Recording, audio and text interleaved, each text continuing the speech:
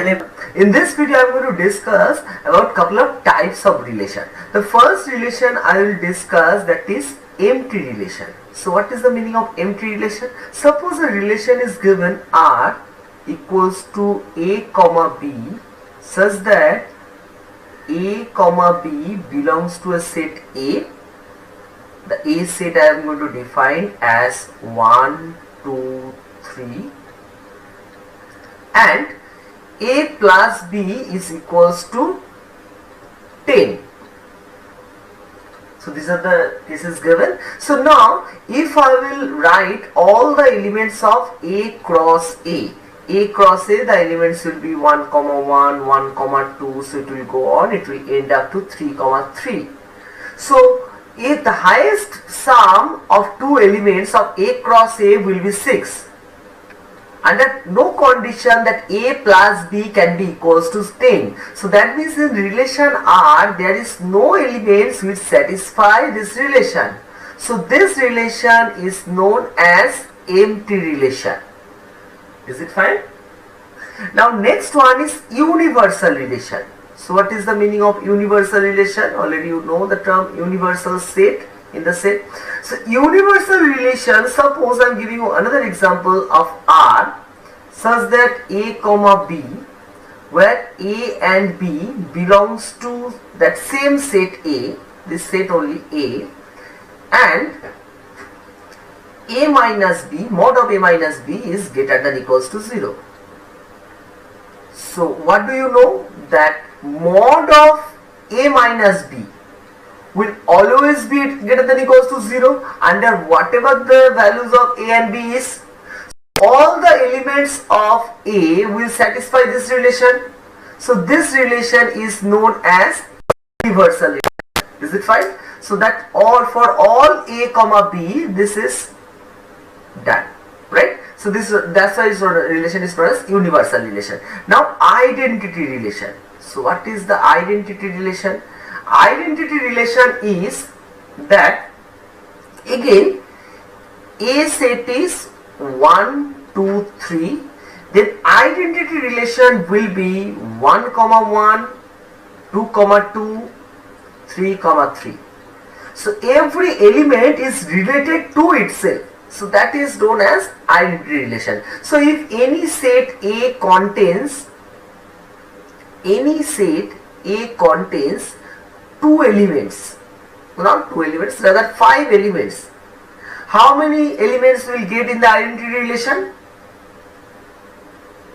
The element will related to itself. That means in identity relation the number of elements will be also 5. Now the most important 3 cases that we are going to discuss, which comes under equivalence relation. The first thing that I am going to discuss, that first we have a non-empty set. First I am going to have one non-empty set, capital A, and if capital B is a subset of A cross A. First we have one non-empty set. The set should contain at least one element, and if B is a subset of A cross A, then for reflexive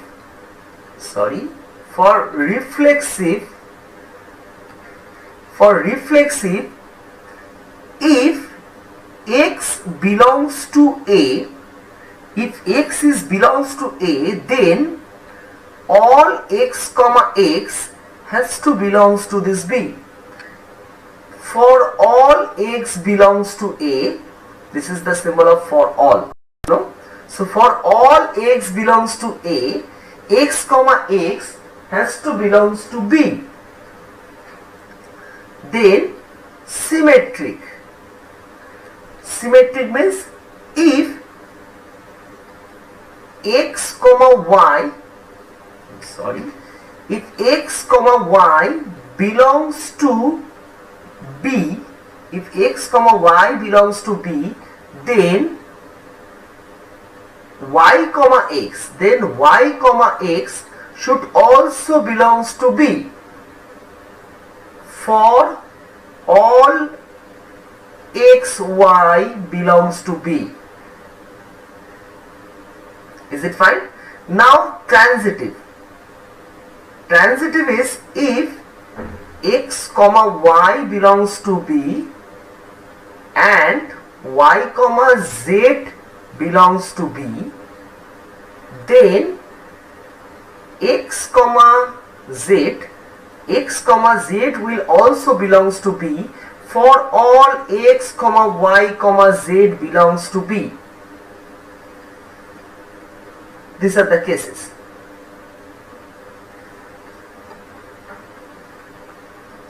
Now suppose if I'll give you one example here, let's check. The example I'm giving, that is my first set A I'm taking as 1, 2, 3. I'm considering one set B1, first set B1. First B1 set, first if I just discuss the case of only reflexive, just see, I said that for all x belongs to A, that means 1, 2, 3, these are all x in A. For all x belongs to A, then x comma x should belongs to B. So that means 1 comma 1, 2 comma 2, 3 comma 3 should be there. These are the minimum elements to make it reflexive. That is for all x belongs to A, x comma x, x comma x, x comma x is a part of B1. Next, if I will write set B2 to make it symmetric, just check, only symmetric I am considering, not reflexive right now. For symmetric 1 comma 2, if x comma y belongs to B, then y comma x should belongs to B for all 1 comma 2 belongs to B, or B2 rather. Is it fine? Next, then we can say this only symmetric. I am just discussing. Now B3, 1 comma 2 belongs to B3, 2 comma 3 belongs to B3, and 1 comma 3, if that is also belongs to B3, that time it will become transitive. Let me discuss one more cases. Do you agree that this case is identity relation? Please do remember one line. If all three cases are true, under relation, if B1 relation, under B1 relation, all these cases are true. How? Because this is reflexive, already I have discussed. Now 1 comma 1 belongs to B1 implies 1 comma 1 belongs to B1. So if I consider this as AB, this will be B comma A, right? So can we say that this is symmetric? And as said is the collection of disjoint objects, so one time I am going to write 1 comma 1, that's all. So this is symmetric. Now again this will be transitive, because 1 comma 1, if I take it as A comma B, again 1 comma 1 B comma C, then 1 comma 1 is by A comma C similarly. So this is transitive. So is it fine that identity relation is the only relation that, or the smallest relation which is where all three parts are true, and this relation is known as equivalence relation. So suppose another set I am giving B4 as 1 comma 2, 2 comma 1 and 2 comma 2. Now just check. This set is not reflexive because 1 comma 1 and 3 comma 3 is not there. Just check 1 comma 2, for that 1 comma 2, 2 comma 1 is there, right? And for 2 comma 2, again 2 comma 2 is there. So this set is symmetric, right? Now what about transitive? For 1 comma 2 and 2 comma 1, we need 1 comma 1 to make it transitive, but this set is not transitive. So in the next video I am going to give you some more example of reflexive, symmetric and transitive set. That's all as of now. If there is any doubt, please write in the comment box. Thank you.